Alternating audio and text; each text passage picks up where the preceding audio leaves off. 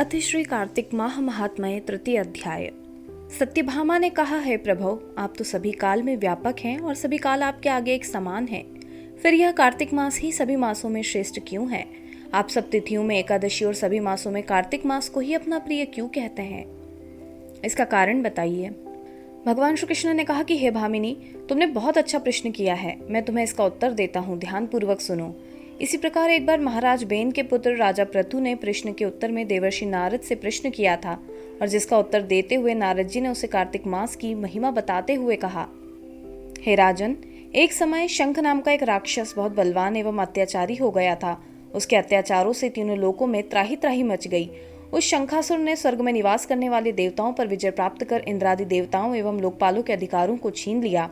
उससे भयभीत होकर समस्त देवता अपने परिवार के सदस्यों के साथ सुमेरु पर्वत की गुफा में बहुत दिनों तक छिपे रहे। तत्पश्चात वे निश्चित होकर सुमेरु पर्वत की गुफाओं में ही रहने लगे।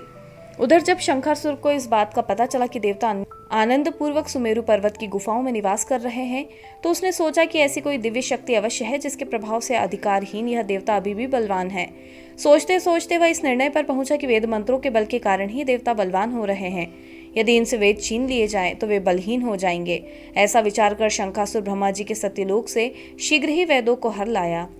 सभी वेद उसके द्वारा ले जाए जाते हुए भय से उसके चंगुल से भाग निकले और जल में समा गए। शंखासुर ने वेद मंत्रों तथा बीज मंत्रों को ढूंढते हुए सागर में प्रवेश किया, परंतु न तो उसको वेद मंत्र मिले और न ही बीज मंत्र। जब शंखासुर सागर से निराश होकर वापस लौटा तो उस समय ब्रह्मा जी पूजा की सामग्री लेकर सभी देवताओं के साथ भगवान विष्णु की शरण में पहुंचे और भगवान को गहरी निद्रा से जगाने के लिए गाने बजाने लगे और धूप गंध आदि से बारंबार उनका पूजन करने लगे। धूप दीप नैवेद्य आदि अर्पित किए जाने पर भगवान की निद्रा टूटी और वह देवताओं सहित ब्रह्मा जी को अपना पूजन करते हुए देखकर बहुत प्रसन्न हुए तथा कहने लगे, मैं आप लोगों के इस कीर्तन एवं मंगलाचरण से बहुत प्रसन्न हूँ। आप अपना अभिष्ट वरदान मांगिए, मैं अवश्य प्रदान करूंगा। जो मनुष्य आश्विन शुक्ल की एकादशी से देवोत्थान एकादशी तक ब्रह्म मुहूर्त में उठकर मेरी पूजा करेंगे, उन्हें तुम्हारी ही भांति मेरे प्रसन्न होने के कारण सुख की प्राप्ति होगी। आप लोग जो पाद्य अर्घ्य आचमन और जल आदि सामग्री मेरे लिए लाए हैं, वे अनंत गुणों वाली होकर आपका कल्याण करेगी। शंखासुर द्वारा हरे गए संपूर्ण वेद जल में स्थित हैं। मैं सागर पुत्र शंखासुर का वध करके उन वेदों को अभिलाय देता हूँ। आज से बीज मंत्र और वेदों सहित मैं प्रतिवर्ष कार्तिक मास में जल में विश्राम किया करूंगा।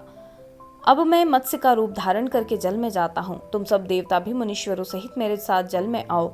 इस कार्तिक मास में जो श्रेष्ठ मनुष्य प्रातः काल स्नान करते हैं, उन्हें सब यज्ञ के अवभृत स्नान द्वारा भली भांति नहा लेते हैं। वे देवेंद्र कार्तिक मास में व्रत करने वालों को सब प्रकार से धन पुत्र पौत्रादि देते रहें। हे धनपति कुबेर, मेरी आज्ञा के अनुसार तुम उनके धन धान्य की वृद्धि करना, क्योंकि इस प्रकार का आचरण करने वाला मनुष्य मेरा रूप धारण करके जीवन मुक्त हो जाता है। जो मनुष्य जन्म से लेकर मृत्यु पर्यंत विधि पूर्वक इस उत्तम व्रत को करता है, वह आप लोगों का भी पूजनीय है। कार्तिक शुक्ल पक्ष की एकादशी तिथि को तुम लोगों ने मुझे जगाया है, इसलिए यह तिथि मेरे लिए अत्यंत प्रीतिदायिनी और माननीय है।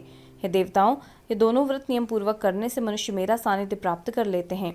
इन व्रतों को करने से जो फल मिलता है वह अन्य किसी व्रत से नहीं मिलता। अतः प्रत्येक मनुष्य को सुखी और निरोग रहने के लिए कार्तिक महात्म्य और एकादशी की कथा सुनते हुए उपयुक्त नियमों का पालन करना चाहिए।